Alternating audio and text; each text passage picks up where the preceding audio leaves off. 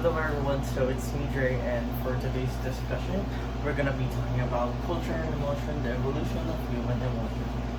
And without further ado, let's begin. So, yep, that's me, and emotion as it evolved information processing systems. So, emotions give meaning to events. Without emotions, those events would be mere facts. So, what are emotions? So, most people don't distinguish between emotions and feelings, but many researchers do. Feelings, also known as subjective experience or affect, are a part of emotion, but not emotion itself. Emotions involves much more than feelings. So, emotions are transient, various psychosocial reactions to events that have consequences for our welfare and that potentially require an immediate behavioral response. Excuse me. So emotions includes feelings, but also physiological reactions, expressive behaviors, behavioral intentions, and cognitive changes. So emotions are rapid information processing systems that evolved to help us act with minimal, conscious thinking or deliberation. So emotions are elicited as we scan our environment. Emotions are quick, of course. So here's actually a model of emotion elicitation. So next we have different categories of emotion. So not all emotions are the same. As we will learn, emotions, or humans rather, share a small set of emotions known as basic emotions with other non-human primates. So basic emotions. So it is a small set of categories or emotion categories or families of emotions that are considered to be universal to all humans, biologically based and genetically coded. Well, and of course, it can be evolutionarily based. Humans come into the world with programs for these basic emotions. So we have social and cultural learning that influences how they are used and so self-conscious emotions that focus on the self, such as shame, guilt, pride, or embarrassment. So they are important in studies of culture because humans universally have a unique knowledge of self that is different from that of other animals, thus giving rise to self-conscious emotions. Humans uniquely have a cognitive, representations of self and others as intentionally agents. Humans exclusively have the same construction of morality in which moral expressions such as contempt and disgust play particularly important role. Disgust is especially interesting while non-human primates share with humans as biologically based version of disgust that helps them to avoid or expel nasty objects. Probably only humans have the interpersonal version of disgust in which we can be disgusted as others as people. So next, let's move on to the biological basis of emotions. So universality studies. So it is a series of studies that demonstrated the pan-cultural universality of facial expressions of emotion. So the original universality studies. So this is actually according to Charles Darwin. So we have the expression of emotion in man and animals in the year 1872. Yep, it was actually published in the year 1872. So it suggested that facial expressions of emotions like other expressive behaviors are biologically innate and evolutionarily adaptive.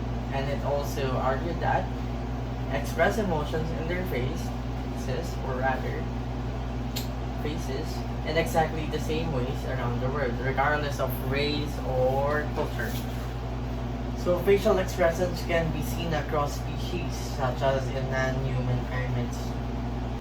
So there were actually a lot of studies regarding this topic, and I'm not gonna expound on that because it would actually take long. But I would say that collectively those studies compromise what is commonly known in the field as the original universality. Studies that provided the initial evidence for the universality of anger, disgust, fear, happiness, sadness, and of course surprise. So, um, subsequent research after the original universality studies. So let me just show you the images. So, examples of emotional expression of members of paralliterate, of a pluraliterate rather, and next we have example of American and Japanese phrases from Ekman. Next we have comparison of blind and sighted athletes who just lost a match for a medal.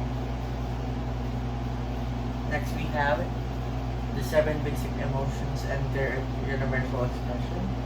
So we have joy, sadness, disgust, fear, anger, surprise.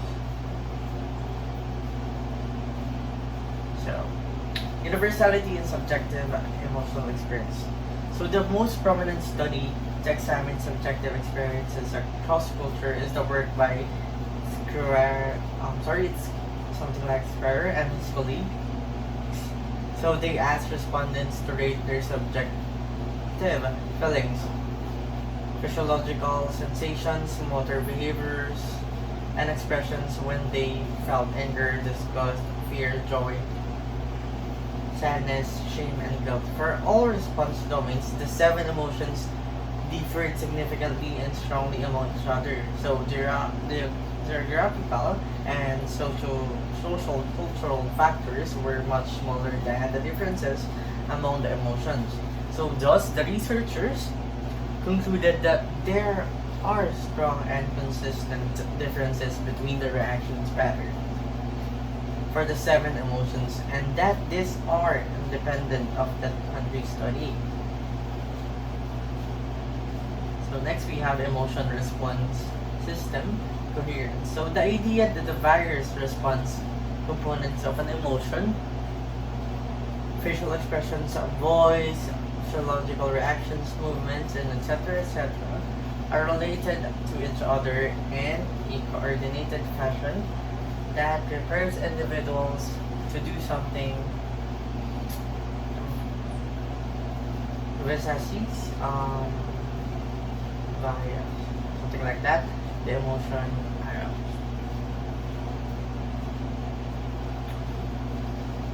So next we have universality in emotion antecedents. So a central aspect of emotion is the events that trigger them in the first place. Emotion antecedents are the events or situations that trigger or elicit an emotion. So, for example, losing a loved one may be an antecedent of sadness. Getting an A in a class which you wanted to tell may elicit happiness or joy, of course. And in the scientific literature, emotions or emotion antecedents are also known as emotion elicitors or triggers. So universality in emotion or arousal processes. Just as central as the event that triggers an emotion are the cognitive processes that occur to evaluate and in order to know whether to trigger an emotion in the first place. So this process is known as appraisal, which can be loosely defined as the process by which people evaluate the events, situations, or occurrences that lead to their having emotion. So, the you so much for listening, and there have it for this lesson. Again, this is Ray.